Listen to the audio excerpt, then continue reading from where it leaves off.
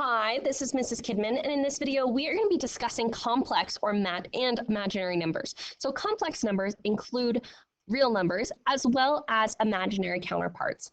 So before we get started into talking about what complex and imaginary numbers are, I want you to just appreciate these memes. There are many fantastic memes that you can find about complex numbers. So go ahead and check these out, appreciate them, enjoy the goodness that they have to bring. Okay, now that you've had the chance to enjoy them, I really particularly love this one with Dwight in it because how can you go wrong with him saying false and telling us a more true fact? Just love it. You can hear his voice as it comes out. Thank you, Rainn Wilson, for all you do. So, complex numbers. Well, first, let's talk about where they come from. So, complex numbers basically, they started, the first records that we have of anything complex or imaginary started in the 16th century in Italy, where there were these mathematicians that were responsible for ballistics and fortifications. And they were really the experts on that. And these mathematicians were required to calculate the behavior of a projectile in flight, among a bunch of other things. And they realized that they're really limiting what they can do if they can't have negative square roots in their calculations.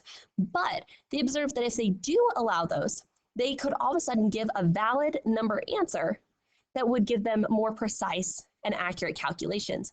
And so using this idea that imaginary numbers come from calculating projectiles is just so cool.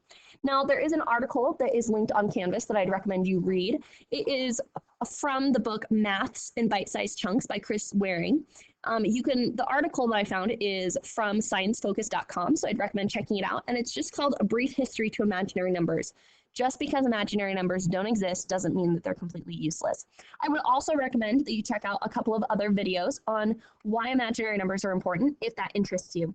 Two of the ones that I really like is there's a TED Talk by Jeff O'Connell, where he talks about why imaginary numbers are not really imaginary and how we actually can see where they play a part in the real world.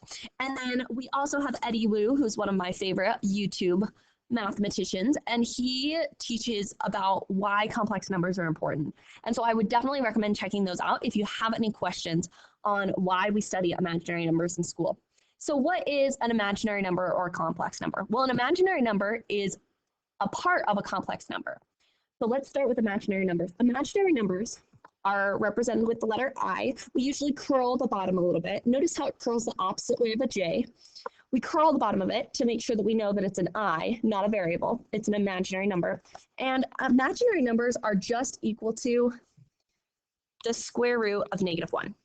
What they did, as talked about previously, is they allow us to use negative square roots in our calculations, which plays a huge part in what we need to do. So let's use these imaginary numbers here to calculate, or we're not going to use these imaginary numbers to calculate. What we're going to do is we can see that imaginary numbers play a role. Now, imaginary numbers are a subset of another type of number, a number called complex numbers. Complex numbers are part real, part imaginary. That's what makes them so complicated. So the real part usually comes first. So we typically write complex numbers in the form A plus BI. And complex numbers are a big set of numbers. So think about when we have all of our subsets of the numbers themselves. Complex numbers are like the most general numbers that we have. Inside, we have things like, we have this subset of natural numbers, and then there's the whole numbers, which include the natural numbers. Then we have the integers, which are a little bit bigger, but include both. And then you have things like the rational numbers, and you have your irrational numbers over here. But then within all of that, you have your real numbers. Well, the complex numbers are over here. And they include all of the real numbers as well as all of the imaginary numbers.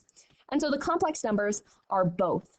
These are like the most general numbers that we have. Now they have one part that's real and one part that's imaginary. In this A, this part is the real part. And then BI is the imaginary part because it obviously has the imaginary component to it. So any number can be written in the form of a complex number. We don't typically see it, but they can be. So this 3 plus 5i is complex. 13 is complex because it's 13 plus 0i. Now that I disappears, we don't typically write it, but we could write it. And so that's what's so cool about these complex numbers. So in future videos, what we're going to do with complex numbers is we're going to learn how to use them to simplify radicals. So how we can break down imaginary numbers to simplify our radicals. We're going to talk about how we can add complex numbers, how we can subtract them, multiply them, divide them, how we can even graph complex numbers. How awesome is that? So please check out the next couple of videos where we discuss how we can do different operations on complex numbers.